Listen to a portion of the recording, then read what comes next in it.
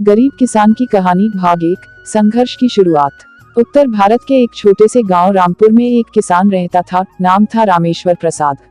रामेश्वर का जीवन साधारण था, लेकिन उसकी आत्मा में असाधारण साहस और मेहनत का जज्बा था।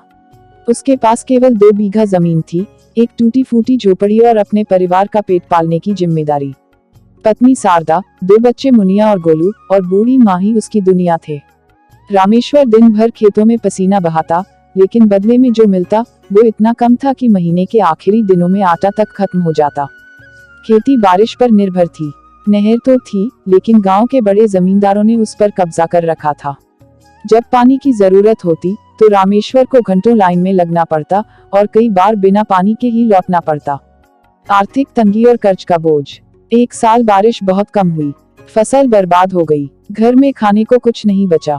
रामेश्वर को मजबूरी में साहूकार लालचंद से कर्ज लेना पड़ा, 10,000 रुपये 10% मासिक ब्याज पर। लालचंद बेहद क्रूर था, कर्ज वसूलने के लिए किसी भी हद तक जा सकता था। रामेश्वर ने कर्ज तो ले लिया, लेकिन अगली फसल में भी मौसम ने साथ नहीं दिया। अब ब्याज बढ़ता गया और कर्ज का पहाड़ बन गया। घर में रोज झगड़े होने लगे। शारदा खुद कमर कसकर मजदूरी पर जाने लगी। मुनिया और गोलू का स्कूल छूट गया। सपनों की लौ। फिर भी रामेश्वर हार नहीं मानता था। उसके भीतर एक सपना था कि उसका बेटा पढ़ लिख कर बड़ा अफसर बने और कभी खेतों में मजदूरी न करनी पड़े। वो हर शाम गोलू को पढ़ाता, मिट्टी की पट्टी पर अक्षर लिखवाता, कहानियां सुनाता कि मेहनत और ईमानदारी का फल जरूर मिलता है।